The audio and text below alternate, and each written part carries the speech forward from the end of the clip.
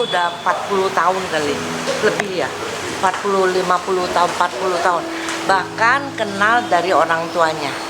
Tapi terakhir ketemu mungkin sekitar 10 tahun yang lalu, berbeda. Berbeda. Itu iya, berbeda, kehidupan yang berubah itu semuanya karena Tuhan.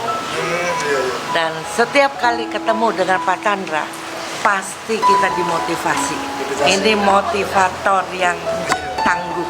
Itu membuat kita merasa dibangun, kita mencari Tuhan. Luar biasa, kepribadian yang beda, luar biasa. Ya.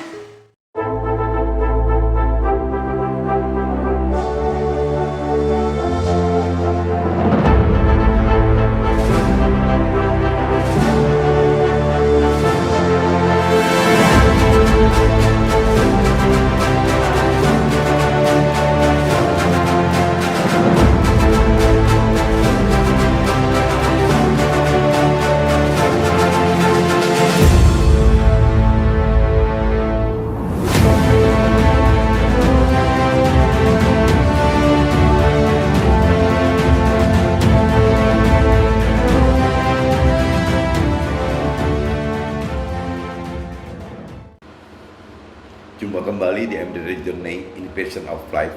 Pagi ini saya mau coba sharingkan gitu masalah pasangan suami dan istri bersama-sama melayani Tuhan. Itu sepertinya jarang sekali gitu. Jadi majority orang melayani Tuhan itu tidak berpasangan, tetapi suami ya cuman sendirian sebagai laki-laki gitu, istri juga sendirian sebagai perempuan. Tapi sedikit sekali yang suami istri bisa menyatu di dalam satu pelayanan gitu. Ada, tapi sedikit sekali, baik skala internasional juga sedikit, secara nasional juga sedikit.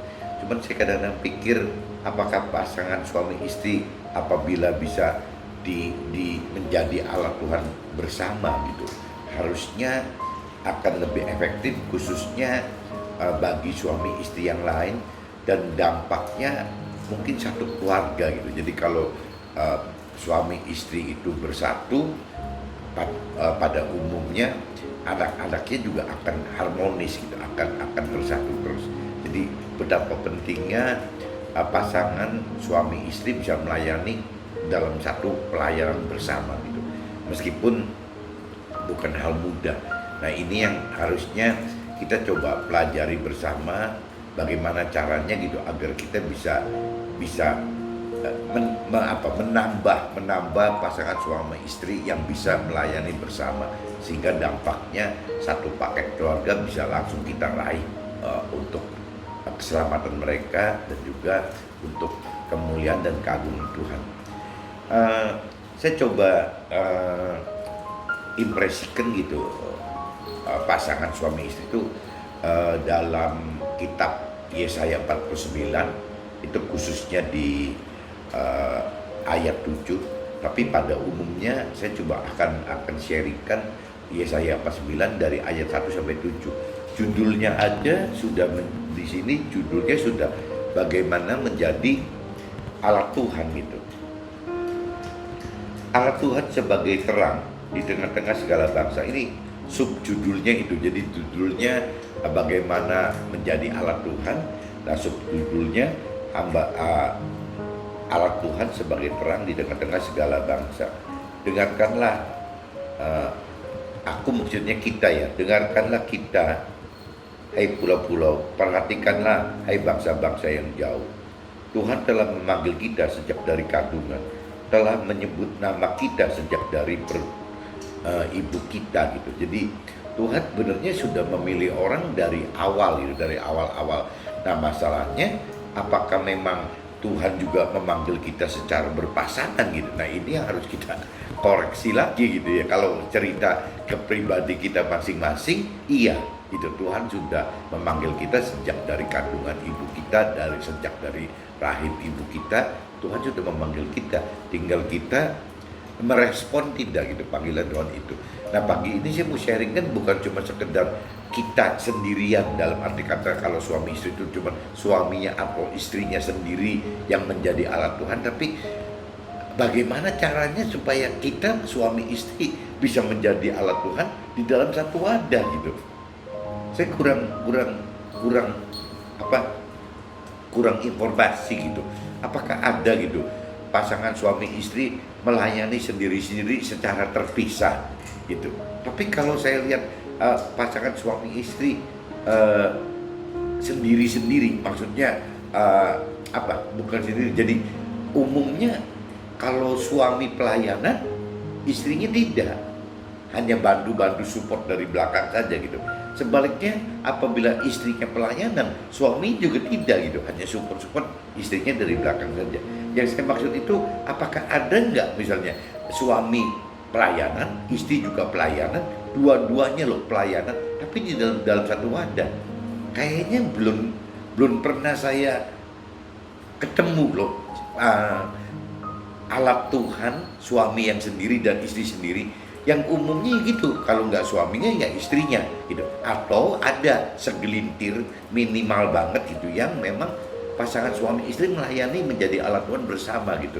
Ini yang pagi ini saya mau coba lebih fokuskan, bagaimana sih, apakah mungkin gitu kita melayani Tuhan menjadi alat Tuhan itu secara bersama antara suami istri. Apa sih syarat-syarat kebersamaan ini gitu.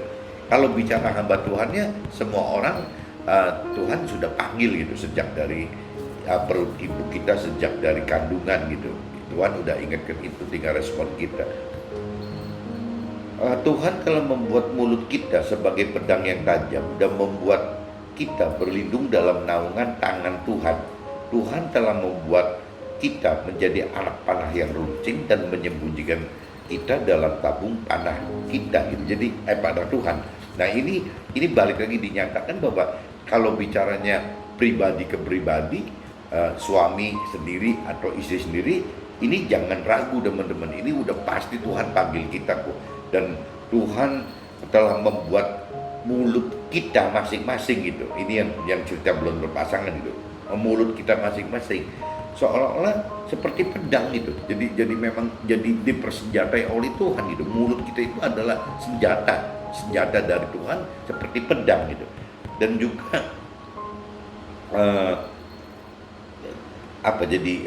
dan membuat kita berlindung dalam naungan tangan Tuhan gitu. Jadi Tuhan sudah memang memberi senjata kepada kita dan Tuhan memberikan perlindungan kepada kita gitu. Tuhan telah membuat kita menjadi anak panah yang runcing. Nah, Tuhan telah menjadikan kita sebagai alatnya Tuhan untuk bagaimana memanah gitu. Jadi bagaimana untuk membidik teman sesama kita gitu, yang memang Tuhan mau selamatkan melalui kita gitu. Jadi Tuhan ibaratnya kita ini seperti anak panah, dan Tuhan taruh loh di tabung anak panahnya Tuhan gitu. Jadi Tuhan selalu siap gitu untuk menembakkan panah ini, menyelamatkan orang-orang yang terlepas, orang-orang yang memang Tuhan mau selamatkan gitu. Tuhan berfirman kepada kita, kita adalah hamba Tuhan, kita adalah alat Tuhan, dan oleh kita Tuhan akan menyatakan keagungan Tuhan gitu.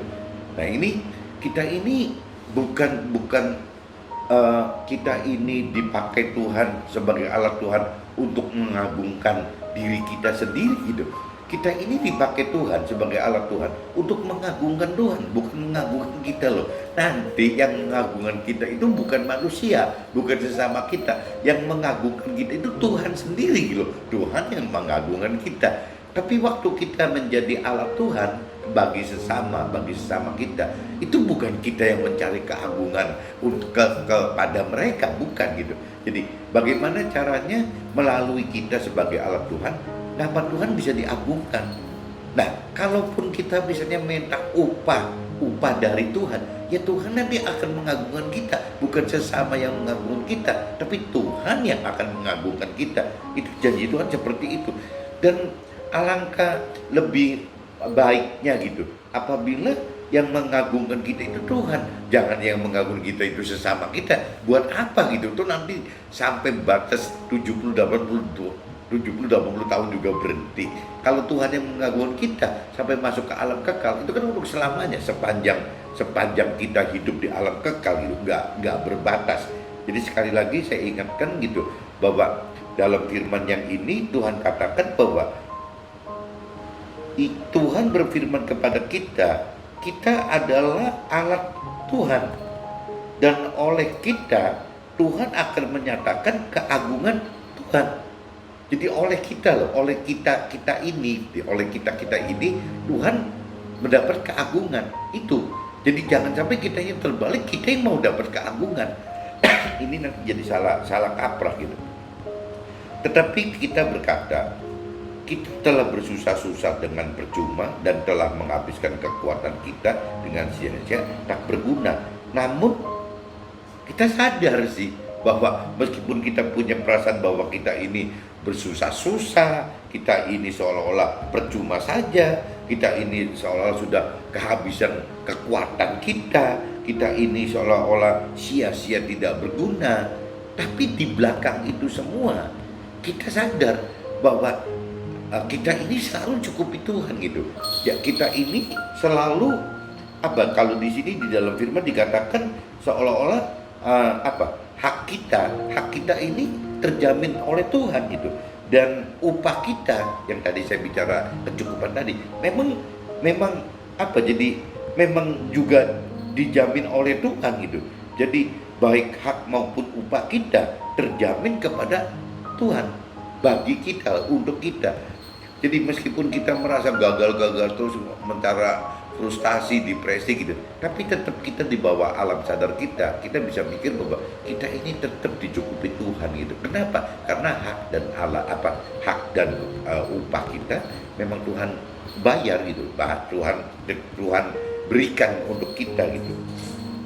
Nah, maka sekarang firman Tuhan yang membentuk kita sejak dari kandungan untuk menjadi untuk menjadi alatnya, untuk membalikan sesama kita kepada Tuhan gitu. Nah, ini ingetinnya. Jadi tugas kita itu bagaimana caranya mengembalikan kita sendiri maupun keluarga kita dan sesama kita kembali kepada Tuhan, dalam arti kata untuk mendapatkan keselamatan Tuhan adalah bagaimana kita melakukan apa yang Tuhan perintah lakukan dalam firman-Nya. Itu berarti kita akan dapat keselamatan. Dan tugas kita sesimpel itu gitu. Bagaimana kita cuman membuat teman-teman yang sesama kita tahu bahwa tahu bahwa Tuhan itu ada, dan mau dalam arti kata ya mengenal dan mengerti akan perintah dan peraturan Tuhan dalam firman-Nya. Sesimpel itu gitu. Kita cuma tugasnya mau beritahu itu. Adapun masalah nanti sesama kita mau terima atau terima, itu udah bukan urusan kita, itu urusannya Tuhan dengan mereka gitu. Tapi tugas kita sebagai alat Tuhan ya hanya bagaimana menyampaikan bahwa Tuhan itu ada, dan bagaimana menyampaikan bahwa firman itu ada dan harus dikenal dan dimengerti gitu. Tugas kita itu. Adapun melakukan firman itu sudah urusannya mereka masing-masing terhadap Tuhan gitu. Jadi bukan beban kita. Kadang-kadang kalau kita over pede, kepedean gitu, percaya dirinya terlalu gede, kita kadang-kadang maksa orang mesti mampu melakukan firman Tuhan. Ya, itu urusannya Tuhan dengan mereka gitu. Tugas kita hanya bagaimana kita menyadarkan mereka untuk mau dan menyatakan percaya bahwa Tuhan ada, Tuhan hidup, dan mau mengenal mengerti akan firman Tuhan. Sudah cukup. Adapun kemampuan mereka untuk melakukan firman itu urusannya mereka dengan Tuhan. Dan intinya tadi Tuhan pengen seolah-olah banyak orang diselamatkan, dikumpulkan mana? Di dalam surga gitu, karena Tuhan pengen kumpulkan kita semua di dalam surganya Tuhan gitu. Maka kita dipermuliakan di mata Tuhan. Nah, ini yang tadi saya katakan, berarti waktu kita menjadi alat Tuhan, hasilnya Tuhan akan memuliakan kita gitu. Ya, nanti di surga gitu Tuhan akan muliakan kita. Bukan kita berebut minta dimuliakan sesama kita sekarang gitu. Dan Tuhan menjadi kekuatan kita oleh karena ya firman-firman Tuhan tadi, oleh perintah peraturan Tuhan tadi gitu. Jadi kita selamat dan dapat dimuliakan oleh Tuhan nanti di alam akhirat gitu. Terlalu sedikit bagi kita hanya untuk menjadi alat Tuhan untuk menegakkan suku ya maksudnya yang ada di sekitar kita, dan untuk kembalikan orang-orang yang masih mau gitu terpelihara. Itu berarti masih mau untuk mendengar, ya masih mau untuk percaya bahwa Tuhan itu ada, masih mau merenungi untuk mengerti firman Tuhan. Itu orang-orang yang kategorikan masih terpelihara gitu. Tetapi Tuhan akan membuat kita menjadi terang bagi semua orang di seluruh dunia. Itu pengennya Tuhan seperti itu loh. Semua kita itu pengen dipakai Tuhan untuk itu. Nah, yang tadi saya katakan, kalau kita baca seperti ini kan seolah-olah kesannya kan suami sendiri jadi alat Tuhan, istri juga sendiri jadi alat Tuhan gitu. Bahkan tadi saya katakan, saya tidak pernah lo melihat ketemu dengan suami istri tidak melayani bersama, tapi masing-masing pelayanan. Kayaknya tidak pernah ada, sedikit sekali gitu. Yang saya lihat itu cuma yang banyak itu yang suami melayani atau istri melayani. Nah, segelintir sedikit sekali yang pasangan suami istri. Tapi kalau yang suami istri masing-masing pelayanan, kayaknya nggak tahu loh. Ya kalau support aja, mendukung suaminya gitu, menggantikan suami atau istrinya mungkin ada gitu. Tapi kalau dominan dua-duanya kayaknya belum pernah ketemu gitu, belum ada gitu. Intinya gitu. Jadi sharing hari ini yang Tuhan di firman menyatakan alat Tuhan itu bentuknya mungkin single gitu untuk masing-masing orang. Nah, saya coba konversikan pagi ini bagaimana ya caranya untuk bisa pelayanan Tuhan menjadi alat Tuhan dalam pelayanan untuk Tuhan, tapi berpasangan gitu. Karena saya pikir secara logikanya gitu, apabila suami istri bisa berpasangan melayani Tuhan bersama, itu harusnya mudah sekali loh untuk merubah pasangan-pasangan lain, bahkan satu paket dengan anak-anaknya gitu. Akan mudah sekali, karena anak-anak yang masih belum dewasa itu biasanya berpegang kepada orang tuanya. Jadi suami istri itu gitu. Kalau suami istri itu bisa satu pemikiran, satu level, harusnya jadi mudah gitu terhadap anak-anaknya untuk bisa langsung dibawa dalam satu paket bersama Tuhan gitu. Nah, begini firman Tuhan, penebus kita, Allah yang Maha Kudus, kepada kita yang dihinakan orang, kepada kita yang dijijikkan orang-orang banyak. Satu saat ya pejabat, penguasa, atasan-atasan kita ya akan melihat perbuatan Tuhan melalui kita gitu. Jadi orang itu akan menghormati Tuhan. Mereka yang sekarang belum percaya Tuhan gitu, itu akan menghormati Tuhan karena ulahnya kita gitu, karena kelakuan kita itu. Nah, ini yang disebut kita mengagungkan Tuhan gitu. Kita mengagungkan Tuhan melalui hidup kita. Intinya gitu. Jadi banyak orang yang memberi hormat, menghargai gitu. Karena apa? Karena memang apa ya? Karena mereka melihat bahwa perbuatan Tuhan itu nyata gitu. Ya, bahwa karena kita bisa ini itu di mata mereka itu hebat banget. Karena siapa? Ya karena Tuhan gitu. Nah, ini yang Tuhan inginkan seperti itu gitu. Jadi bagaimana caranya kita menjadi alat-alat Tuhan? Mereka yang belum menghargai, menghormati atau bahkan menjijikkan Tuhan, ya melihat kita gitu sebagai alat Tuhan, mereka jadi berbalik berpikir bahwa ya ada Tuhan loh di dalam hidup kita, di dalam pelayanan kita sebagai alat Tuhan gitu. Itu sasaran Tuhan seperti itu. Bagaimana caranya kita melakukan apa yang Tuhan perintah teraturkan, sehingga sesama kita melihat bahwa ada Tuhan di dalam kita, makanya kita jadi bisa seperti itu gitu loh. Nah, sehingga secara otomatis mereka akan percaya bahwa Tuhan itu ada. Buktinya kita seperti itu gitu. Intinya seperti itu.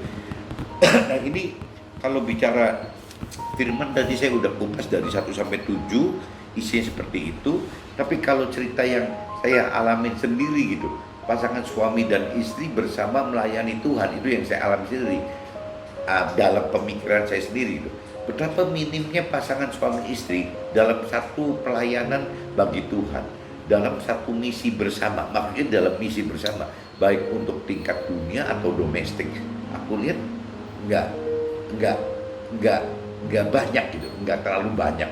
Saya banyak mendengar firman-firman Tuhan, tapi yang khotbah itu biasanya kalau tidak suami ya istri gitu loh. Yang bersama-sama itu jarang sekali dalam satu mimbar gitu, bersama itu jarang. Dua, tingkatkan iman dan pengertian firman yang setara yang dapat membuat hal kesetaraan terjadi. Tingkatan iman dan pengertian firman yang setara yang dapat membuat hal kesetaraan terjadi. Nah ini yang ribet ini antara suami dan istri itu seperti ini gitu. Jadi untuk menyetarakan itu tingkat iman dan pengertian firman untuk suami dan istri itu sulit sekali gitu, karena dua pribadi yang berbeda. Nah ini kalau tidak ada tingkatan iman dan pengertian firman yang setara, ini susah gitu untuk bagaimana pasangan suami istri bisa melayani menjadi alat Tuhan bersama. Tidak ada cara lain bagi kesetaraan tingkatan iman dan pengertian firman jika pasangan suami istri tidak terapkan firman Tuhan yang paling dasar, yakni ya suami harus kasih istrinya tanpa syarat apapun juga, istri juga harus tunduk kepada suaminya tanpa syarat apapun juga. Jadi kalau selama suami istri itu tidak menomorsatukan firman, tidak menomorsatukan Tuhan, ini keluar terus nih, nanti si suami menilai istrinya begini-begini, pasti kan tidak sempurna. Seorang istri juga sama akan menilai suaminya begitu-begitu, pasti juga tidak akan sempurna gitu. Jadi satu-satunya cara untuk bagaimana suami dan istri bisa sama ya hanya Tuhan itu. Pegangannya Tuhan. Jadi suami ke Tuhan, istri juga ke Tuhan. Nah kalau kita udah ikut perintah Tuhan di firman-Nya, ya berarti pasti seorang suami harus sayang istrinya, harus mengasihi istrinya, seorang istri juga harus duduk sama suaminya, sehingga kemungkinan untuk bersatu lebih besar.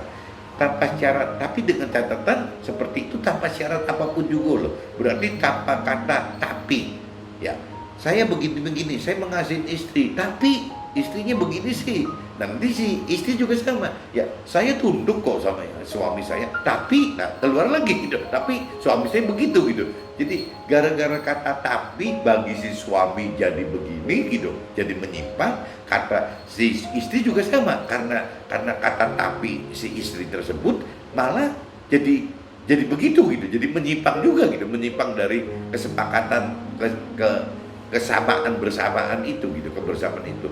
Nah membuat hal ini, kata tapi ini yang membuat pasangan tidak dapat setara. Jadi kata tapi harus dikembalikan masing-masing pasangan terapkan firman Tuhan tentang mengasihi Tuhan lebih daripada pasangan atau keluarga. Nah, kata tapi ini akan hilang setelah kita makin dewasa rohani gitu.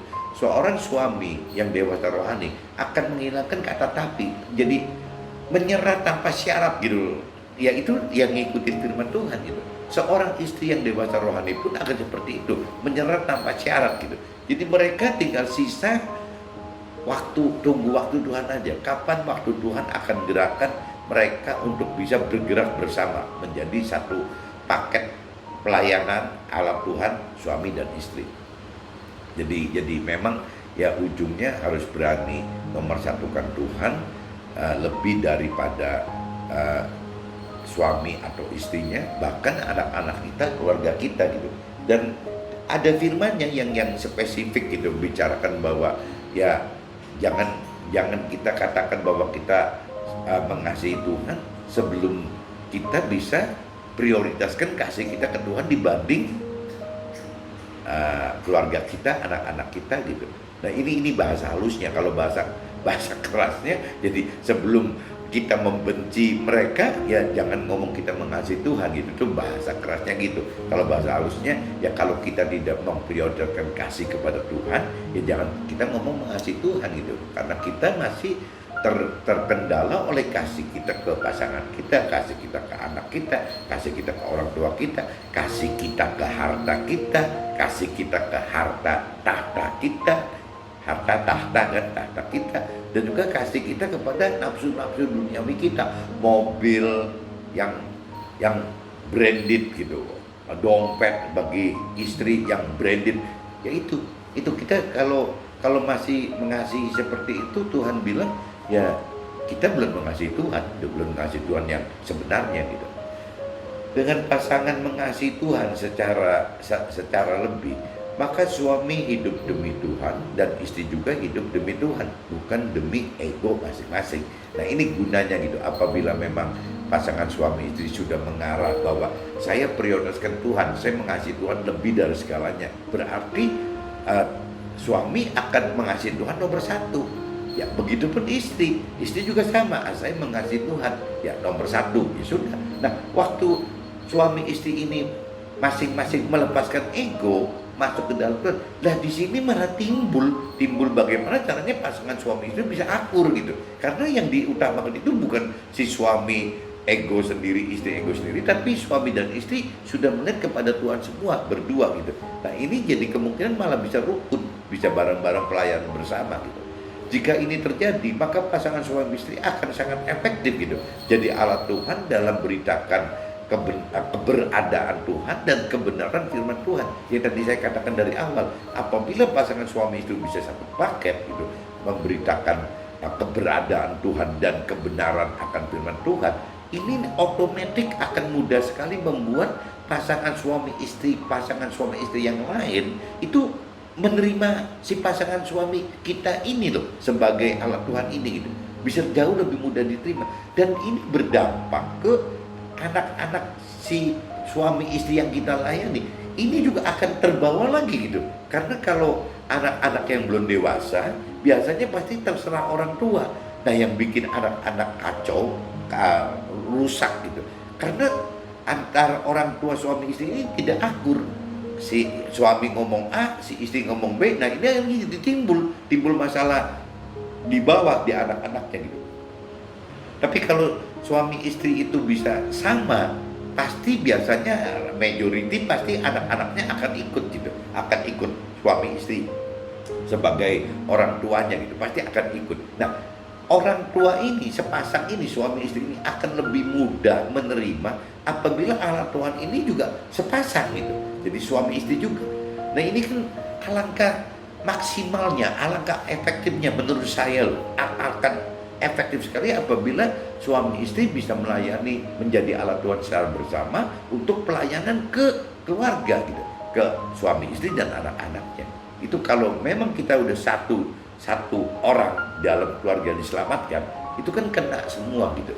Jadi kalau sekarang kita bicara lebih mudah, lebih efektif kalau suami istri sama, kan pasti anak-anaknya juga majority pasti diselamatkan. Jadi intinya firman yang pagi ini sebenarnya kan lebih bicara ke masing-masing individu gitu. Jadi bagaimana kita menjadi alat Tuhan secara individu. Seorang suami ya suami, seorang istri yang istri. Tapi saya pagi ini saya coba mau konversikan bagaimana apabila ini pelayanan menjadi alat Tuhan itu bersama gitu, suami istri bersama. Dan menurut saya itu akan sangat efektif sekali. Jadi kalau kita bisa lepaskan ego kita sebagai suami, dan istri juga bisa lepaskan ego si istri demi Tuhan gitu, harusnya Tuhan akan diuntungkan gitu. Tuhan akan lebih dimuliakan, diagungkan, lebih banyak yang akan masuk ke dalam keselamatan Tuhan. Mudah-mudahan pagi ini bisa ketangkap maksud sharing saya. Jadi hari ini saya lebih fokus bagaimana caranya gitu untuk bisa menjadi alat Tuhan secara pasangan suami istri. Oke, see you, bye bye.